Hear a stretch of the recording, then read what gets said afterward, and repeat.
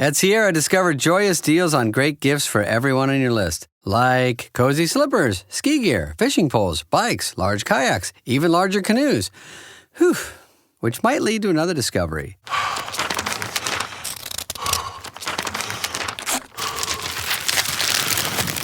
Wrapping gifts is the only sport you need to stay fit this season. 'Tis the season to discover great gifts at unexpectedly low prices.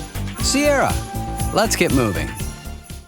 Hey, what's up, y'all? Kelly Clarkson with Wayfair. My favorite thing about the holidays? Decking out my whole house. It's not a competition, but if it was, well, I'd win the season with Wayfair. Outdoor inflatable Santa? Got it on Wayfair. Trees, lights, and ornaments? Wayfair. Hosting must-haves like dining sets, beds, sheets, and towels? Wayfair. For everything in your style delivered with fast and free shipping, visit wayfair.com or the Wayfair app to win the season.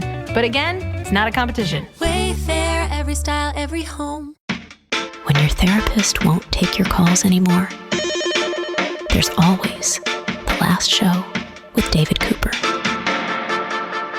In the search for deeper connection with other people, scientists are exploring an unlikely helper. Psychedelics. Can mind-bending substances boost your emotional closeness in your relationships, or do they just send us on a very weird life detour? That is what we're going to discuss here with Rachel Dinero, who is a psychology professor at Le Moyne College in Syracuse, who's done research in this area. Rachel, welcome to the show.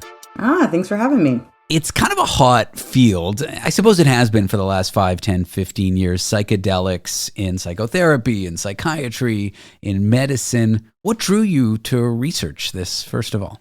Yeah, so this is really interesting to me because I really I actually first came to it through being interested in things like stigma and prejudice and also romantic relationships because I am a social psychologist. And so I was working with some students in my lab, and we were talking about, different aspects of, things that are beneficial or not beneficial in relationships, and also things that are stigmatized, that people think are problematic, that maybe they are, maybe they aren't. And we started talking about psychedelic drugs and how there's this really interesting situation where on one hand, there's a very strong sense that psychedelic drugs are bad, they're problematic. Obviously these are illegal drugs in the United States. We shouldn't be doing these drugs. These are bad.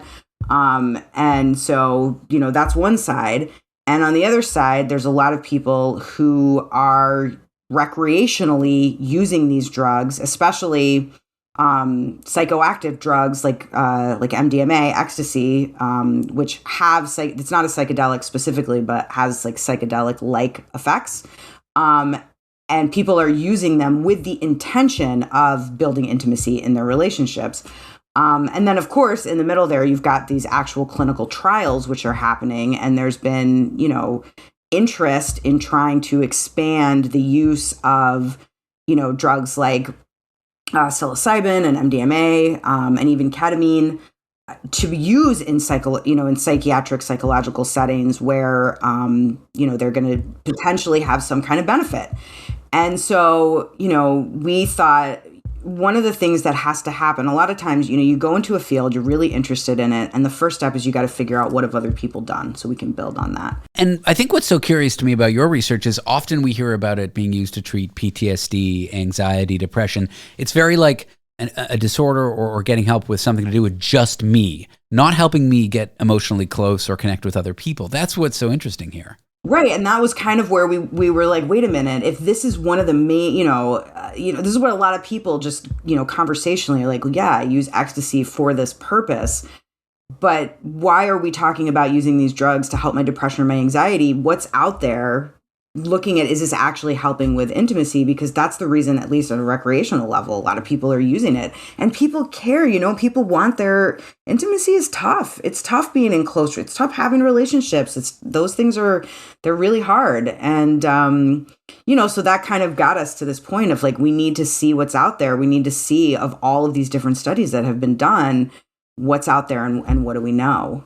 For someone who's never touched psychedelics, and side note for regulatory purposes, we're not advocating anyone doing this outside of an approved clinical trial. Don't take illegal drugs. Right. I would never advocate for that. Drugs are bad, okay? What's going on that might make people feel more open or connected or more empathetic towards other people when they take these drugs? So here's the interesting thing, and it's funny because your disclaimer is actually one of our primary findings, which is that in recreational settings, these drugs do not have those positive benefits. But the reason why people see that they do or feel that they do is because of the way they alter the level of our consciousness. There is often a removal of barriers, of inhibitions, things that we carry around with us that maybe we want to tell somebody how we feel, but we don't feel quite comfortable. We're worried about what someone's going to think of us. And so in taking those away, and especially with these drugs that boost brain chemicals that send us like bonding signals, they're literally sending signals for us to be relaxed and to feel closer to people. It seems like, yeah, that would make sense.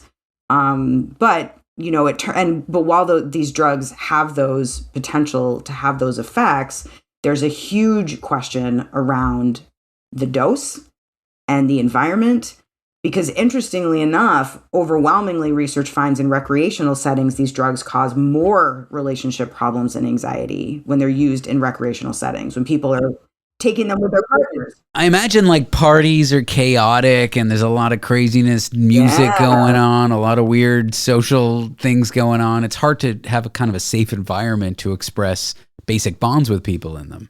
Absolutely. Yeah. And even when people are taking them in, partner settings, there is, often some positive experiences while taking these drugs, but they're not leading to any kind of lasting effects. And so, in fact, not only are they potentially damaging the parts of our brain that produce the chemicals that we need to feel the kinds of things that we want to feel in our close relationships, they're also creating barriers to communication, because sometimes there's, levels of disclosure that then people feel uncomfortable about having made when they're in a different level of consciousness, or they don't remember, or one person does and the other person doesn't, or there's just a disagreement about when to use them and if they're safe, and they are illegal. And so that is certainly can create a whole layer of problems, not just within the people who are using them, but in their broader social relationships. And so unfortunately, that's a very big concern. On the flip side, people who are using them in as components of assisted therapy, or during therapeutic retreats where we have professionals who are trained to administer appropriate doses, where people are being monitored, where they are being guided by professionals during the process as part of a larger therapeutic process. A clinical setting, if you will. A clinical setting, yeah, absolutely. Then the implications are relatively positive. So what have you observed in a setting like that with drugs like MDMA or psilocybin or whatever it is you've studied? We see things like reduced social anxiety. So people are feeling less, some of it is that less inhibition to say something. In social settings, not even with people that they're close with, there's reduced feelings that, I'm uncomfortable about, talking to these people or approaching new people. So people are feel more approach oriented. They want to move toward people instead of away.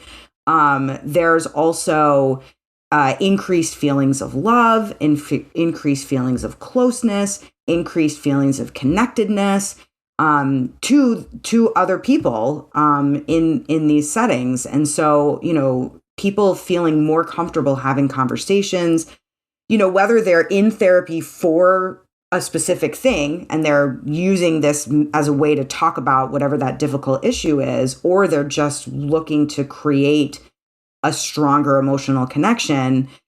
And there's someone there to kind of guide what that process looks like, which is a really different thing than just doing it on your own. Given the mixed outcomes, like positive ones in clinical settings, perhaps more dicey ones in non-controlled environments, what would you want people to know about the power of certain psychedelic drugs in therapy and in getting closer with other people?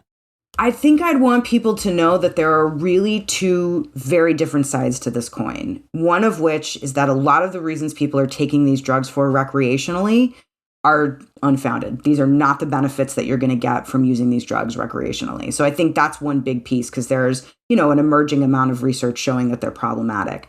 The other side is that when we're looking at advocating for drugs that can be used in clinical settings or drugs that are prescribed, there's a lot of drugs that are used that are prescribed that we would not recommend people taking recreationally. And so we don't say, well, we're never going to use painkillers because if people use them recreationally, it's problematic. Unfortunately, there's such a stigma towards these drugs that there's been some limitations in getting the approval to even conduct the research that we need to show that they would be beneficial in these settings. And there's a huge potential.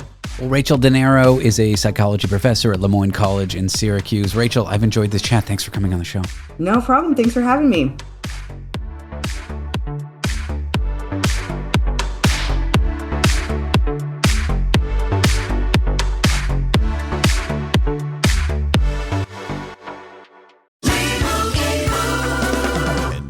Here we have the Limu Emu in its natural habitat, helping people customize their car insurance and save hundreds with Liberty Mutual. Fascinating. It's accompanied by his natural ally, Doug. Limu? Is that guy with the binoculars watching us? Cut the camera. They see us. Only pay for what you need at libertymutual.com. Liberty, liberty, liberty, liberty. Savings vary. Underwritten by Liberty Mutual Insurance Company and affiliates. Excludes Massachusetts.